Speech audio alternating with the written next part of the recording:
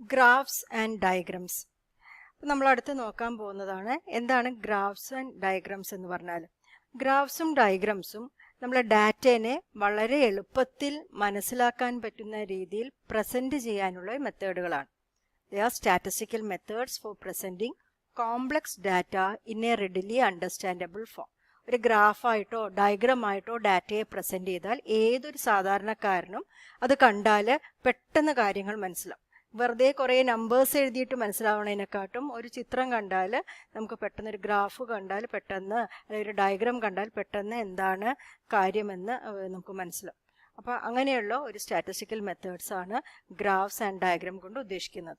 അതിൽ നമ്മൾ ആദ്യം ഡയഗ്രാംസ് ആണ് നോക്കാൻ പോകുന്നത്. അപ്പോൾ എന്താ ഡയഗ്രാംസ്? ഡയഗ്രാം എന്ന് പറഞ്ഞാൽ they are pictorial representation of quantitative data. അപ്പോൾ pictorial representation of quantitative data നിങ്ങൾക്ക് അറിയാം. അപ്പം ക്വാണ്ടിറ്റേറ്റീവ് ഡാറ്റ എന്ന് പറഞ്ഞാൽ മെഷർ ചെയ്യാൻ പറ്റുന്ന കാര്യങ്ങൾ, നമ്പേഴ്സിൽ മെഷർ ചെയ്യാൻ, ഡയറക്റ്റായിട്ട് മെഷർ ചെയ്യാൻ പറ്റുന്ന ഡാറ്റ. അതിനെ നമ്മൾ എന്ത് ചെയ്യുന്നു? ഒരു പിക്ടോറിയലായിട്ട് റെപ്രസെൻറ്റ് ചെയ്യുന്നു. അതിനെയാണ് നമ്മൾ ഡയഗ്രാംസ് എന്ന് പറയുന്നത്. അപ്പം നമ്മളിവിടെ നോക്കാൻ പോകുന്ന മെയിനായിട്ടുള്ള diagrams line diagram, bar diagram and pie diagram. മെയിനായിട്ട് നമ്മൾ ഇത്ര ഡയഗ്രാംസ് ആണ് ഇവിടെ നമ്മൾ നോക്കാൻ പോകുന്നത്. പിന്നെ കാർട്ടോഗ്രാംസ്, പിക്ടോഗ്രാംസ് എന്നുള്ള കാര്യങ്ങളൊക്കെ ഉണ്ട്. നമ്മളിപ്പം ഈ മെയിനായിട്ട് മൂന്നെണ്ണമാണ് നോക്കാൻ പോകുന്നത്. അതിൽ ഈ ലൈൻ ഡയഗ്രാമും ബാർ ഡയഗ്രാമും they are one dimensional diagrams. ഇവരെന്താണ്? വൺ ഡയമെൻഷണൽ ഡയഗ്രാംസ് എന്നാണ് പറയുന്നത്. കാരണം ഇവരുടെ ലെങ്ത് കൊണ്ടാണ്, ലൈനിൻ്റെ ലെങ്ത് അല്ലെങ്കിൽ ബാറിൻ്റെ ലെങ്ത് കൊണ്ടാണ്, ലെങ്ത് മാത്രം നോക്കിയിട്ടാണ് വേരിയബിളിൻ്റെ എത്രത്തോളം, വേരിയബിളിൻ്റെ വാല്യൂ എത്രത്തോളം വലുതാണ് ചെറുതാണ്, അതിൻ്റെ മാഗ്നിറ്റ്യൂഡ് നമ്മൾ മനസ്സിലാക്കുന്നത്. And pie diagram is a 2 dimensional diagram. ഇവിടെ ഒരു പൈ ഡയഗ്രത്തിൽ നമ്മളൊരു സർക്കിളിൻ്റെ ഏരിയ പിന്നെ ഡിഫറെൻ്റ് ആയിട്ട് ഭാഗിച്ചിട്ടാണ് നമ്മൾ എന്ത് ചെയ്യണത്, എത്രത്തോളം വാല്യൂസ് ഉണ്ട് എന്ന് നമ്മൾ മനസ്സിലാക്കുന്നത്. അപ്പം ഇങ്ങനെയാണ് നമ്മൾ ഡയഗ്രാംസ് ഉള്ളത്. Line diagram and bar diagram are 1 dimensional diagrams and pie diagram is a 2 dimensional diagram. നമ്മൾ ആദ്യമായിട്ട് എങ്ങനെയാണ് ഒരു ലൈൻ ഡയഗ്രാം വരയ്ക്കുക എന്ന് നമുക്ക് നോക്കാം. ഒരു ലൈൻ ഡയഗ്രാം എന്ന് പറഞ്ഞാൽ ഇവിടെ ലൈൻ ഡയഗ്രത്തിൽ ലൈൻ വെച്ചിട്ടാണ്, ലൈൻസ് വെച്ചിട്ടാണ് നമ്മൾ ആരെ റെപ്രസെൻ്റ് ചെയ്യാൻ പോകുന്നത്? നമ്മൾ വേരിയബിൾസിനെ, നമ്മളെ ഡാറ്റ വാല്യൂസിനെ നമ്മൾ റെപ്രസെൻ്റ് ചെയ്യാൻ പോകുന്നത് ലൈൻസ് വെച്ചിട്ടാണ്. അപ്പം നമുക്ക് ഒരു ഡാറ്റ ഞാനിവിടെ എഴുതിയിട്ടുണ്ട്. കൺട്രീസും ഓരോ 4 കൺട്രീസിൻ്റെ ABCD എന്ന് പേര് കൊടുത്തിരിക്കുന്നു. അവരെ പോപ്പുലേഷനും തന്നിട്ടുണ്ട്, ഇൻക്ലൂഡ്സ്. അപ്പോൾ ഇതാണ് നമ്മളെ ഡാറ്റ വാല്യൂസ്. പോപ്പുലേഷനാണ് നമ്മളെ ഡാറ്റ, അല്ലേ? അപ്പോൾ ഈ പോപ്പുലേഷന്, ഈ കാര്യത്തിനെ 4 കൺട്രികളിലെ പോപ്പുലേഷനെ നമ്മൾ എങ്ങനെയാണ് ഒരു ലൈൻ ഡയഗ്രാം വരച്ചിട്ട് റെപ്രസെൻറ്റ് ചെയ്യുന്നത്? അപ്പോൾ അതിന് വേണ്ടിയിട്ട് നമ്മൾ സാധാരണ ചെയ്യുന്നത്, നമ്മൾ പിന്നെ എക്സ് ആക്സിസും വൈ ആക്സിസും ഒക്കെ വരയ്ക്കുന്നു. ഇവിടെ അല്ലേ, ഈ വൈ ആക്സിസിലാണ് നമ്മൾ വേരിയബിൾസിന്, ഇവിടെ നമ്മൾ ആ കൺട്രീസിൻ്റെ പേര് മാർക്ക് ചെയ്യും. A, B, C and D. അതിൽ നമ്മളിവിടെ മാർക്ക് ചെയ്യും. ആൻഡ് വൈ ആക്സിസിൽ നമ്മൾ വേരിയബിളിനെ മാർക്ക് ചെയ്യും. അപ്പോൾ അതിനനുസരിച്ചിട്ട് നമുക്ക് 10, 20 ഡാറ്റ നോക്കിയിട്ട്, ഡാറ്റ ഇപ്പം 65 വരെയാണ് പോകുന്നത്. 30 മുതൽ 65 വരെ ആണ് ഡാറ്റ. അപ്പം 30, 40, 50, 60 ഇങ്ങനെ നമ്മൾ ഗ്രാഫ് വരയ്ക്കും. എന്നിട്ട് A എന്ന് പറഞ്ഞ കൺട്രിയുടെ നേരെ നമ്മൾ 50 ലെങ്ത് ഉള്ള ഒരു ലൈനാണ് വരയ്ക്കുന്നത്. സ്ട്രേറ്റ് ലൈനാണ് വരയ്ക്കേണ്ടത്. B എന്ന് പറയുന്ന കൺട്രിയുടെ പോപ്പുലേഷൻ കാണിക്കാൻ അവിടെ 65 ലെങ്ത് ഉള്ള ഒരു ലൈൻ, സ്ട്രേറ്റ് ലൈൻ വരയ്ക്കണം. C എന്ന് പറഞ്ഞ കൺട്രിയുടെ അവിടെ 30 ലെങ്ത് ഉള്ള ലൈൻ വരയ്ക്കണം. ആൻഡ് D എന്ന് പറഞ്ഞ കൺട്രിയുടെ 45 ലെങ്ത് ഉള്ള ഒരു ലൈൻ വരയ്ക്കും. ഇങ്ങനെയാണ് വരയ്ക്കേണ്ടത്. ഇതിനിപ്പോൾ ഞാൻ നീറ്റായിട്ടുള്ള റെപ്രസെൻ്റ് ചെയ്തിരിക്കുന്നത് അവിടെ എങ്ങനെയുണ്ട്. അപ്പോൾ ഇതാണ് ശരിക്ക് ഒരു ലൈൻ ഡയഗ്രാം. നമുക്ക് തന്നിരിക്കുന്ന ഡാറ്റേനെ നമ്മൾ ലൈനുകൾ വെച്ചിട്ടാണ് റെപ്രസെൻ്റ് ചെയ്തത്. അപ്പോൾ ഏറ്റവും സിമ്പിളായിട്ടുള്ളൊരു ഡയഗ്രമാണ് ലൈൻ ഡയഗ്രാം. ഈ ലൈനിൻ്റെ ലെങ്ത്താണ് നമ്മളെ വേരിയബിളിൻ്റെ വാല്യൂസ് കാണിക്കുന്നത്. അതിൻ്റെ എത്രത്തോളം മാഗ്നിറ്റ്യൂഡ് ഉണ്ട് എന്ന് കാണിക്കുന്നത് ഈ വാല്യൂസാണ്. അപ്പോൾ ഇതാണ് നമ്മുടെ ഫസ്റ്റ് ഡയഗ്രാം. ഇനി നമ്മൾ അടുത്ത് നോക്കാൻ പോകുന്നത് ബാർ ഡയഗ്രാംസ് ആണ്. അപ്പോൾ ബാർ ഡയഗ്രാംസ് നമ്മൾ പലതരത്തിലുള്ള ബാർ ഡയഗ്രാംസ് നമ്മളിവിടെ കാണാൻ പോകുന്നുണ്ട്. One is simple bar diagram, second one is multiple bar diagram, third one is sub divided bar diagram, and fourth one is percentage bar diagram. അതിന് 4 തരത്തിലുള്ള bar ഡയഗ്രങ്ങളാണ് നമ്മളിവിടെ കാണാൻ പോകുന്നത്. അപ്പോൾ സിമ്പിൾ ബാർ ഡയഗ്രം എന്താണ് എന്ന് നോക്കാം. സിമ്പിൾ ബാർ ഡയഗ്രം എന്ന് പറയുന്നത് നമ്മളിപ്പോൾ നേരത്തെ വരച്ച ലൈൻ ഡയഗ്രം വരയ്ക്കാൻ വേണ്ടി ഉപയോഗിച്ച അതേ ഡാറ്റ തന്നെയാണ് ഞാൻ ഇവിടെ വരച്ചിരിക്കുന്നത്. ഇവിടെ ഒരൊറ്റ വേരിയബിൾ മാത്രമാണ് നമ്മൾ റെപ്രസെൻ്റ് ചെയ്യാൻ പോകുന്നത്. പോപ്പുലേഷൻ എന്ന് പറഞ്ഞിട്ടുള്ള ഒരൊറ്റ കാര്യത്തിനെ മാത്രമാണ് നമ്മൾ റെപ്രസെൻ്റ് ചെയ്യാൻ പോകുന്നത്. നേരത്തെ വരച്ച അതേപോലെ തന്നെ നമ്മൾ വരയ്ക്കുന്നു. നേരത്തെ നമ്മൾ വരച്ചിട്ട് ഇവിടെ ABCD എന്ന് മാർക്ക് ചെയ്യണു. നേരത്തെ നമ്മൾ ലൈൻസ് ആണ് വരച്ചതെങ്കിൽ ഇപ്പം നമ്മൾ വരയ്ക്കാൻ പോകുന്നത് ഇതിൻ്റെ ഓരോ കൺട്രീസ് ഉണ്ടല്ലോ, ഇതിന് മേലെ ഓരോ ബാറുകളാണ് വരയ്ക്കാൻ പോകുന്നത്. അപ്പോൾ ഫസ്റ്റ് ഇപ്പോൾ ഇവിടെ മാർക്ക് ചെയ്തിട്ടുണ്ട്. ഇവിടെ 30 ലെങ്ത് ഉള്ള ഒരു ബാർ വരച്ചിട്ടുണ്ടാവും. ഇവിടെ 65 ലെങ്ത് ഉള്ള ഒരു ബാർ വരച്ചിട്ടുണ്ടാവും. ഇങ്ങനെ ബാറുകൾ വരച്ചിട്ടാണ്, ബാറുകളെല്ലാം ഈക്വൽ വിഡ്ത്തുള്ള ബാറുകളായിരിക്കും. എല്ലാ ബാറുകളുടെയും വിഡ്ത്ത് എന്തായിരിക്കും? സെയിം വിഡ്ത്തുള്ള ബാറുകളായിരിക്കും. ഇങ്ങനത്തെ ബാറുകൾ വരച്ചിട്ടാണ് നമ്മളിവിടെ ഡാറ്റയെ റെപ്രസെൻ്റ് ചെയ്യുന്നത്. ഇപ്പോൾ ഞാൻ വരയ്ക്കുന്നത് ഇപ്പോൾ വെർട്ടിക്കലായിട്ടുള്ള ബാറുകളാണ് വരയ്ക്കുന്നത്. അതുമാതിരി വെർട്ടിക്കലായിട്ടുള്ള ലൈൻസാണ് വരച്ചത്. എന്നുവെച്ചാൽ ഹൊറിസോണ്ടലായിട്ടും ഇതേപോലെ തിരിച്ചിട്ടും ഹൊറിസോണ്ടലായിട്ട് വരച്ചിട്ടും നമുക്ക് എന്ത് ചെയ്യാം? ഇവിടെ ഡാറ്റയെ റെപ്രസെൻ്റ് ചെയ്യാം. നമ്മൾ വൃത്തിയായിട്ട് വരച്ചിട്ടുള്ള ഒരു ബാർ ഡയഗ്രാം നോക്കാം. നമ്മളിതവിടെ ബാർ ഡയഗ്രാം വരച്ചിരിക്കുന്നു. ഇവിടെ എക്സ് ആക്സിസിൽ നമ്മൾ റെപ്രസെൻ്റ് ചെയ്തത് ഓരോ കൺട്രീസിൻ്റെ നെയിമാണ്. ബട്ട് കൺട്രി എന്ന് പറയുന്നതാണ് നമ്മളിവിടെ എക്സ് ആക്സിസിൽ മാർക്ക് ചെയ്തിരിക്കുന്നത്. വൈ ആക്സിസിലാണ് നമ്മൾ പോപ്പുലേഷനെ റെപ്രസെൻ്റ് ചെയ്തിരിക്കുന്നത്. ഇതൊരു ബാർ ഡയഗ്രാമാണ് which shows the population of different countries. Population of countries അത് കാണിക്കാൻ വേണ്ടിയിട്ടുള്ള ഒരു ബാർ ഡയഗ്രാമാണ്. അതാണ് അതിൻ്റെ ടൈറ്റിൽ. ഇവിടെ ഡാറ്റ വാല്യൂസ് നമുക്ക് എത്ര വാല്യൂ ഉണ്ടെന്ന് കാണിച്ചാൽ മുകളിൽ എഴുതിയ കുറച്ചും കൂടി ക്ലിയർ ആവും. അപ്പം ഇങ്ങനെയാണ് നമ്മളൊരു സിമ്പിൾ ബാർ ഡയഗ്രാം വരയ്ക്കുക. അത് റെപ്രസെൻ്റ് ചെയ്യുന്നത് ഒരു സിംഗിൾ ഡാറ്റേനെയാണ്, സിംഗിൾ വേരിയബിളിൻ്റെ ഡാറ്റേനെയാണ് നമ്മൾ റെപ്രസെൻ്റ് ചെയ്തത് അല്ലേ. ഇനി അടുത്തതായിട്ട് നോക്കാൻ പോകുന്നത് മൾട്ടിപ്പിൾ ബാർ ഡയഗ്രമാണ്. അപ്പം സിമ്പിൾ ബാർ ഡയഗ്രത്തിൽ ഒരൊറ്റ സെറ്റ് ഡാറ്റ മാത്രമേ ഉണ്ടായിരുന്നുള്ളൂ. പോപ്പുലേഷൻ എന്ന് പറഞ്ഞിട്ട് ഒരൊറ്റ ഡാറ്റ ഉണ്ടായിരുന്നുള്ളൂ. ഇവിടെ പ്രോഫിറ്റ് ആണ് തന്നിരിക്കുന്നത്. ഓരോ ഇയറുകളിലുള്ള പ്രോഫിറ്റുകളാണ് തന്നിരിക്കുന്നത്. ഒരു കമ്പനിയുടെ അല്ല, 2 കമ്പനിയുടെ പ്രോഫിറ്റ്. അതായത് 2ഓ അതിലധികം സെറ്റ് ഓഫ് ഡാറ്റാസ് ആണ് നമുക്ക് തന്നതെങ്കിൽ നമുക്കതിനെ റിലേറ്റഡ് ആയിട്ടുള്ള ഡാറ്റാസ്, ഇതെല്ലാം പ്രോഫിറ്റുകളാണ് അല്ലേ. കമ്പനി എയുടെ പ്രോഫിറ്റ്, കമ്പനിയുടെ ബിയുടെ പ്രോഫിറ്റ്. അതായത് നമുക്ക് ഇവരെ കമ്പയർ ഒക്കെ ചെയ്യാം. ഇങ്ങനെ ഡാറ്റ നോക്കിയിട്ട് കമ്പയർ ചെയ്യുന്നതിനെക്കാട്ടും എളുപ്പം ഒരു ഡയഗ്രാം വരച്ചിട്ട് കമ്പയർ ചെയ്യുമ്പം നമുക്ക് കുറച്ചും കൂടി എളുപ്പമായിരിക്കും.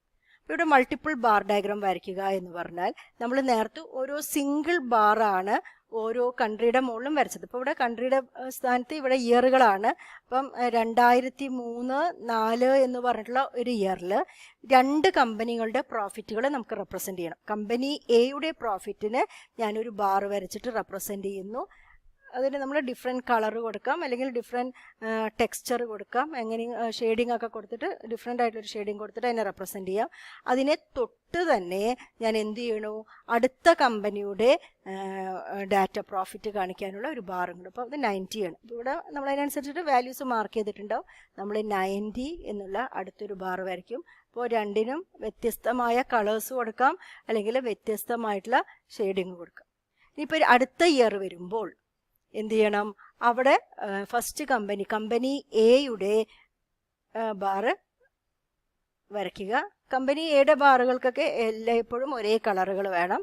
അതുമാതിരി കമ്പനി ബിയുടെ ബാർ അതിന് തൊട്ടിട്ട് തന്നെ വരയ്ക്കണം. അതിന് സെയിം ഷെയ്ഡിങ് ആണ് കൊടുക്കാൻ പോകുന്നത്.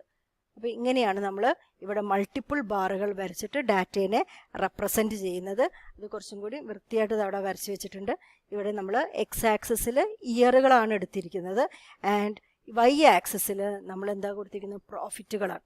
അപ്പം ഇവിടെ മൾട്ടിപ്പിൾ ബാറുകളാണ്. ഇപ്പോൾ 2 സെറ്റ് ഡാറ്റയേ ഉള്ളൂ നമ്മളടുത്ത്. അതുകൊണ്ട് ഞാൻ 2 ബാറുകൾ വരച്ചിരിക്കുന്നു. അപ്പം 3 കമ്പനികളുടെ ഡാറ്റ തന്നിട്ടുണ്ടെങ്കിൽ ഞാൻ എന്ത് ചെയ്യും? നമ്മൾ തൊട്ടിട്ടുള്ള 3 ബാറുകൾ വരയ്ക്കും അല്ലേ. അപ്പോൾ ഓരോ ഇയറിൻ്റെ നേരെയും നമ്മൾ എന്ത് ചെയ്യും? അടുത്തടുത്ത് നിൽക്കുന്ന തൊട്ട് നിൽക്കുന്ന ബാറുകൾ വരച്ചിട്ടാണ് മൾട്ടിപ്പിൾ ബാർ ഡയഗ്രാം നമ്മൾ റെപ്രസെൻ്റ് ചെയ്യണത്. നോക്കാം, ഓരോ കൺട്രിയുടെ മുകളിലും ഓരോ ബാറുകൾ വരച്ചിട്ടുണ്ട്. ഇവിടെ ഓരോ ബാറും റെപ്രസെൻ്റ് ചെയ്യുന്നത്, ഓരോ ബാറിൻ്റെ ലെങ്ത്തും റെപ്രസെൻ്റ് ചെയ്യുന്നത് നമ്മുടെ മാഗ്നിറ്റ്യൂഡാണ്, എത്രത്തോളം പ്രോഫിറ്റ് ഉണ്ടെന്ന്. അപ്പം ഇങ്ങനെയൊക്കെയുള്ള ഓരോ ഡയഗ്രാംസ് നോക്കിയാൽ തന്നെ നമുക്ക് ഈ ഫിഗേഴ്സ് വായിച്ച് മനസ്സിലാക്കണതിനെക്കാട്ടും എളുപ്പത്തിൽ ഒരൊറ്റ നോട്ടത്തിൽ ആർക്ക് വേണമെങ്കിലും മനസ്സിലാക്കാം കമ്പനി എയുടേതാ. എ എന്ന് പറയുന്ന കമ്പനി എനെയാണ് ബ്ലൂ കളർ കൊണ്ട് റെപ്രസെന്റ് ചെയ്തിരിക്കുന്നത്. കമ്പനി ബിയുടെ ബാറുകളെയാണ് റെഡ് കളർ കൊണ്ട് ഇവിടെ റെപ്രസെന്റ് ചെയ്തിരിക്കുന്നത്. അപ്പോൾ നോക്കുമ്പോൾ മനസ്സിലാക്കാം, എല്ലാ ഇയറുകളിലും തന്നിരിക്കുന്ന എല്ലാ ഇയറുകളും കമ്പനി എയുടെ പ്രോഫിറ്റാണ് കൂടുതലായിട്ട്, അതും കൂടിക്കൊണ്ടിരിക്കുകയാണ്. കമ്പനി ബിയുടെ പ്രോഫിറ്റ് അത്രയില്ല, പക്ഷെ എന്നാലും അതും കൂടിക്കൊണ്ടിരിക്കുന്നുണ്ട്. അപ്പം ഇങ്ങനെയുള്ളൊരു ഐഡിയ പെട്ടെന്ന് ഒരൊറ്റ നോട്ടത്തിൽ ഏതൊരു സാധാരണക്കാരനും ഡയഗ്രാംസ് വെച്ചിട്ട് മനസ്സിലാക്കാം. ഓക്കെ, ഇനി നമ്മൾ അടുത്ത തരത്തിലുള്ള ഡയഗ്രാമാണ് നമ്മൾ വരയ്ക്കാൻ പോകുന്നത്. It is sub divided bar diagram. അപ്പോൾ സബ് ഡിവൈഡഡ് ബാർ ഡയഗ്രാം വരയ്ക്കാൻ ഉപയോഗിക്കുന്ന ഡാറ്റ, അതായത് നമ്പർ ഓഫ് സ്റ്റുഡൻസ് അവിടെ തന്നിരിക്കുന്നത്, ഒരു ഇയറും അതിലുള്ള 3 സ്ട്രീമിലുള്ള സ്റ്റുഡൻസിൻ്റെ എണ്ണവുമാണ് തന്നിരിക്കുന്നത്. തൗസൻഡ്സ്. ആർട്സിൽ 18,000 ഉണ്ട്, സയൻസിൽ 9,000 സ്റ്റുഡൻസ് ഉണ്ട്, ലോയിൽ 4,000 സ്റ്റുഡൻസ് ഉണ്ട്. ഏത് കൊല്ലത്തിലാണ്? 2004, 2005. അപ്പോൾ ഇതിനെ നമ്മൾ സബ് ഡിവൈഡഡ് ബാർ ഡയഗ്രത്തിൽ എങ്ങനെയാണ് റെപ്രസെൻറ്റ് ചെയ്യുക എന്നാണ്. അപ്പോൾ സബ് ഡിവൈഡഡ് ബാർ ഡയഗ്രത്തിൽ നമ്മൾ ആദ്യമായിട്ട് റെപ്രസെൻറ്റ് ചെയ്യാൻ പോകുന്നത് ടോട്ടലുകളാണ്. ഓരോ ബാറിൻ്റെ ലെങ്ത്തും എങ്ങനെയാണ് റെപ്രസെൻറ്റ് ചെയ്യുന്നത്? ടോട്ടൽ നമ്പർ ഓഫ് സ്റ്റുഡൻസ് കൊണ്ടാണ് റെപ്രസെൻറ്റ് ചെയ്യുന്നത്. അപ്പോൾ ഇവിടെ ടോട്ടൽ നമ്പർ ഓഫ് സ്റ്റുഡൻസ് എത്രയുണ്ടാവും? ഇവിടെ 31 സ്റ്റുഡൻസ് ആണ് 2004, 2005 അതുമാതിരി 2005, 2006 എത്ര സ്റ്റുഡൻസ് ഉണ്ട്? 35 പറഞ്ഞാൽ 35,000 ആണ്. ഇവിടെ എത്ര സ്റ്റുഡൻസ് ഉണ്ട്? 35 + 7 42 സ്റ്റുഡൻസ് ഉണ്ട്. ആൻഡ് ഇവിടെ 38 + 10 48. അപ്പം ടോട്ടലുകളെയാണ് നമ്മൾ ഓരോ ബാർ കൊണ്ട് റെപ്രസെൻറ്റ് ചെയ്യുന്നത്. ആൻഡ് ആ ടോട്ടലുകളെ നമ്മൾ അതിൻ്റെ ഓരോ സ്ട്രീമുകളുണ്ടല്ലോ, അതായിട്ട് സബ് ഡിവൈഡ് ചെയ്യും. അതായത് ഞാൻ വരയ്ക്കാൻ പോകുന്നത് ഒരു bar diagram, sub divided bar ഡയഗ്രത്തിൽ ഞാൻ 2004, 5 അല്ലേ, ഈ വർഷത്തിൽ ഞാൻ വരയ്ക്കാൻ പോകുന്ന ബാറിൻ്റെ ലെങ്ത് എത്രയായിരിക്കും? ഒരു 31 ആയിരിക്കും. നമ്മളിവിടെ ഡാറ്റേനെ റെപ്രസെൻറ്റ് ചെയ്യുക 10, 20, 30, 40, 50 അങ്ങനെ ഡാറ്റേനെ റെപ്രസെൻറ്റ് ചെയ്യുന്നു. അപ്പം 2004-5 ഞാൻ റെപ്രസെൻറ്റ് ചെയ്യാൻ പോകുന്ന ബാറിൻ്റെ ടോട്ടൽ ലെങ്ത്ത് എത്രയുണ്ടാവും? 31 ഉണ്ടാവും. നീറ്റായിട്ട് വരയ്ക്കണം ബാറുകൾ. ഞാൻ ഇവിടെ വരയ്ക്കുമ്പോൾ അത്ര നീറ്റായിട്ട് വരാത്തതാണ്. അപ്പോൾ 31 ലെങ്ത് ഉള്ള ഒരു ബാറിനെ ഞാൻ വരച്ചു അല്ലേ. ആ ബാറിനെ ഞാൻ സബ് ഡിവൈഡഡ് ബാർ ഡയഗ്രാമാണ് വരയ്ക്കുന്നത്. അപ്പോൾ ഈ 31 സ്റ്റുഡൻസിനെ എങ്ങനെയൊക്കെ ഡിവൈഡ് ചെയ്തിട്ടുണ്ട്?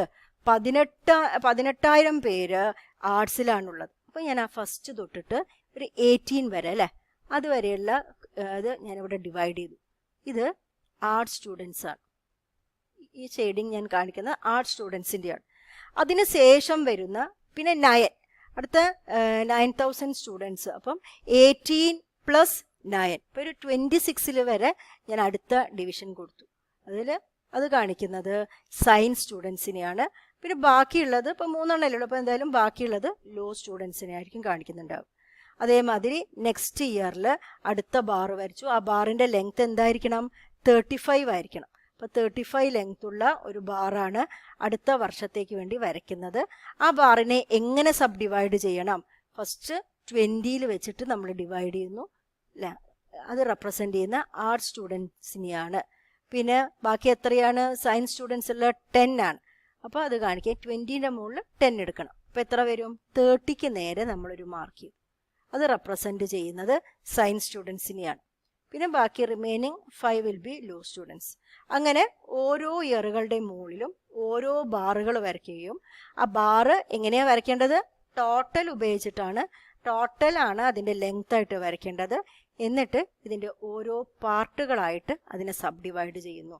18 + 9 ഇവിടെ വരും അല്ലേ. അതിനനുസരിച്ചിട്ട് മാർക്ക് ചെയ്താൽ നമുക്ക് കിട്ടുന്നതാണ് സബ് ഡിവൈഡഡ് ബാർ ഡയഗ്രാം. കുറച്ചുകൂടി നീറ്റായിട്ട് വരച്ചിരിക്കുന്ന ഒരു ഡയഗ്രാമാണിത്. ഇവിടെ ഓരോ കളറുകളാണ് ഓരോ സ്ട്രീമിനെ കാണിക്കുന്നത്. ബ്ലൂ കളർ ആർട്സിനെ, റെഡ് കളർ സയൻസിനെ, ഗ്രീൻ കളർ ലോയിനെ കാണിക്കും. ഇങ്ങനെയാണ് നമ്മൾ സബ് ഡിവൈഡഡ് ബാർ ഡയഗ്രാം വരയ്ക്കുന്നത്.